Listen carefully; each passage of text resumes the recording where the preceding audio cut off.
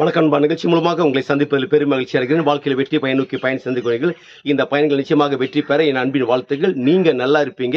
இப்ப இருக்கிறத விட 1000 மடங்கு அதிகமாகும்படி நம்முடைய சேனைகள் கர்த்தர் தாமே சொன்னபடியே உங்களை ஆசீர்வதித்து உயர்த்துவாராக. நல்லா கவனிச்சு பாருங்கள்.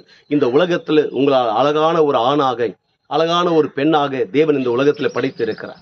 இந்த படைக்கப்பட்ட படைப்புக்கு ஏன் ஆண்டவர் ஒரு வாழ்க்கையை கொடுத்திருக்கிறார் என்றால், இந்த வாழ்க்கை நல்லா வாழ்வதற்காக, வாழ்க்கையில வேதனையோடு, சஞ்சலத்தோடு, துக்கத்தோடு வாழும்படியாக அல்ல, நல்ல வாழ்க்கை வாழும்படியாக. நல்லா கவனிச்சு பாருங்கள்.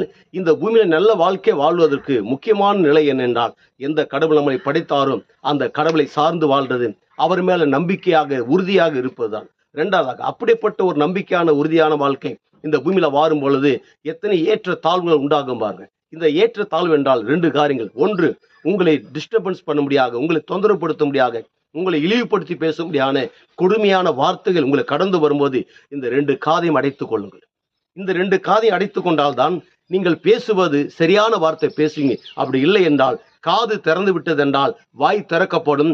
அந்த வாயில புறப்பட்ட வார்த்தை எல்லாம் உங்கள் எதிர்காலத்துக்கே நாமளே சூனியம் வைத்துக் கொள்ள முடியாத ஆபத்தான வார்த்தைகள் புறப்படும். ஆனால் வாழ்க்கை வாழ்வதற்கு தானே தவிர வாழ்க்கையில வேதனையோடு, சஞ்சலத்தோடு, துக்கத்தோடு வாழ முடியாதுல்ல. இந்த நல்ல வாழ்க்கையை அற்புதமாக வாழுங்க. அற்புதமான வாழும்போது எப்படி இருக்கும் தெரியுமா? உங்களை செய்கிற வேலைகள், வியாபாரங்கள், தொழில்கள், எஜுகேஷன்கள், விசேஷமாக ஊழியங்கள்லாம் வேற லெவல்ல தேவன் வைத்து உங்களை அழகுபடுத்துவார். அப்படி அழகாக இருக்கும்போது என்ன நடக்கும் தெரியுமா? ஒட்டுமொத்த உலக நாடுகளுக்கு நாம் ஆண்ட இயேசு கிறிஸ்து உங்களை கடன் கொடுக்கும்படியாக வைக்கிறார். நீங்கள் வற்றாத நீரூற்றை போல் இருப்பாய் என்று சொல்லி உங்களிருந்து விடைபெறுகிறேன். உங்க நண்பன் ரவி பெரியபாளையம்.